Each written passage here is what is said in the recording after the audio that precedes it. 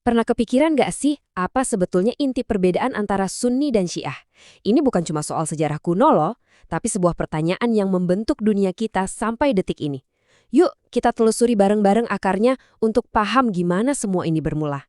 Jadi semuanya itu berawal dari satu pertanyaan besar. Satu pertanyaan yang sangat krusial yang muncul tepat setelah Nabi Muhammad wafat.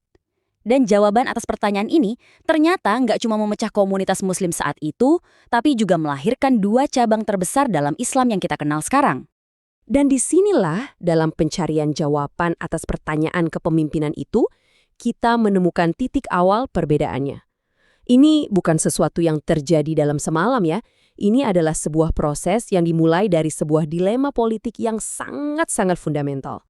Coba kita bayangkan sejenak suasananya di Madinah tahun 632 Masehi. Umat Islam waktu itu nggak hanya kehilangan seorang nabi, tapi juga pemimpin negara mereka, panglima perang mereka, hakim agung mereka.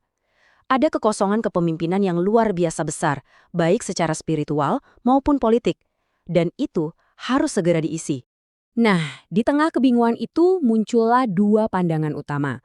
Mayoritas sahabat berkumpul di sebuah tempat bernama Sakifah dan lewat musyawarah, mereka memilih Abu Bakar sebagai pemimpin baru, sebagai khalifah pertama. Tapi, ada sekelompok lain yang merasa bahwa orang yang paling pantas itu ya Ali, sepupu sekaligus menantu Nabi karena hubungan darah dan kedekatannya. Kelompok yang mendukung Ali inilah yang kemudian dikenal sebagai Syiat Ali, yang artinya partai Ali atau pengikut Ali. Nah, yang perlu banget kita garis bawahi di sini pada tahap ini murni sebuah sikap politik. Baru sekedar dukungan terhadap klaim kepemimpinan Ali. Perubahannya jadi sebuah mazhab teologi yang terpisah itu prosesnya nanti. Sejarawan ternama Bernard Lewis bahkan menegaskan hal ini dengan sangat jelas. Jadi, titik awalnya adalah tentang siapa sih yang punya legitimasi politik untuk memimpin umat Islam? Sekarang, kita lihat gimana perbedaan pandangan ini dengan cepat mulai memanas. Ini bukan lagi sekedar debat di ruangan tertutup, tapi berubah menjadi konflik terbuka yang akan meninggalkan luka yang sangat dalam di sejarah Islam. Garis waktu ini nunjukin betapa cepatnya eskalasi terjadi. Setelah 3 khalifah pertama, Ali akhirnya naik tahta di tahun 656. Tapi, alih-alih mempersatukan, masa pemerintahannya justru dipenuhi konflik, yang puncaknya ada di dua peristiwa monumental, pertempuran Siffin dan tragedi Karbala. Pertempuran Siffin ini bisa dibilang perang saudara pertama dalam Islam. Bayangin deh, ini momen yang tragis banget, di mana Muslim harus melawan Muslim. Pertarungannya bukan cuma soal siapa yang berhak memimpin, tapi juga tentang jiwa dari komunitas Islam itu sendiri. Disinilah jurang antara kubu Ali dan kubu Muawiyah, pendiri dinasti Umayyah, jadi semakin dalam dan gak bisa dijembatani lagi. Kalau pertempuran Siffin tadi membuka luka, nah peristiwa berikutnya ini akan mengukir luka itu menjadi sebuah identitas yang abadi. Kita akan bahas momen paling emosional dan paling formatif dalam sejarah Syiah. Ingat tahun ini baik-baik, 680 Masehi. Karena di tahun inilah terjadi tragedi Karbala, sebuah peristiwa yang gemanya masih terasa begitu kuat, bahkan setelah lebih dari 1.300 tahun. Hussein, putranya Ali dan cucu kesayangan Nabi, menolak untuk melegitimasi kekuasaan yang dia anggap tiran. Bersama sekelompok kecil pengikutnya, termasuk para wanita dan anak-anak dari keluarganya, ia dikepung oleh pasukan yang jumlahnya jauh lebih besar di padang pasir Karbala. Pertempuran itu berakhir dengan pembantaian yang sangat tragis. Dan ini dia poin kuncinya. Bagi pengikut Syiah, Karbala itu bukan kekalahan militer, tapi justru kemenangan moral. Peristiwa ini menjadi simbol abadi dari pengorbanan tertinggi demi keadilan.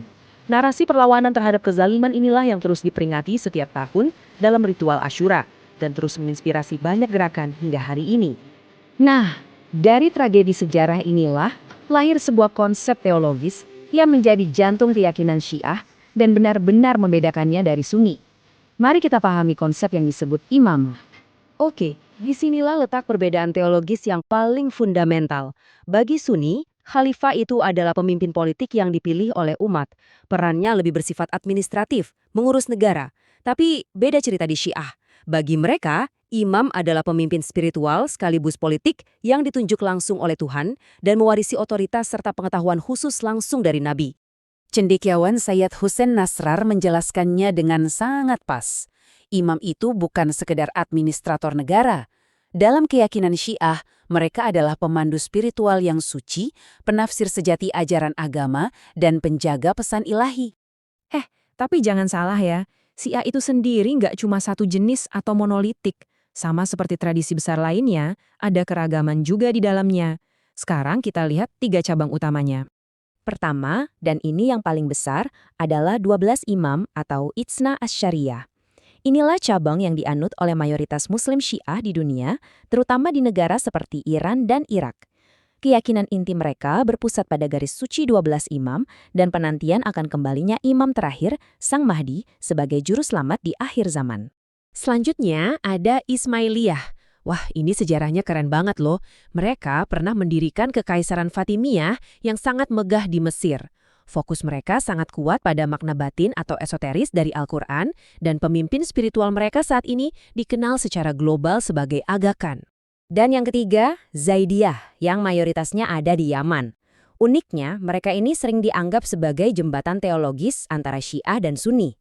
Mereka nggak percaya pada konsep imam yang gaib, tapi menekankan bahwa seorang imam harus aktif secara politik dan berjuang melawan ketidakadilan di dunia nyata. Jadi, kalau kita rangkum sekilas, kelihatan kan keragamannya di sini? Dari 12 imam yang menanti sang juru selamat, Ismailiyah yang fokus pada pengetahuan batin, sampai Zaidiyah yang menuntut keadilan aktif di dunia. 3 jalur yang berbeda, tapi semuanya berasal dari akar yang sama, Syiat Ali. Jadi, apa yang kita saksikan ini adalah sebuah evolusi yang luar biasa. Dari sebuah faksi politik yang memperjuangkan hak satu individu, berkembang menjadi sebuah tradisi keagamaan global yang kaya, kompleks, dan beragam, lengkap dengan teologi dan ritualnya sendiri. Terus, kenapa sih kita harus peduli sama sejarah 1400 tahun yang lalu? Nah, ini dia jawabannya. Karena gema dari perpecahan ini masih terasa kenceng banget sampai sekarang. Dari persaingan Iran-Arab Saudi, konflik di Yaman, sampai ke politik di Irak dan Lebanon, semua itu nggak akan bisa kita pahami sepenuhnya tanpa mengerti sejarah ini. Ini bukan cuma masa lalu, ini adalah kunci untuk membaca berita utama hari ini.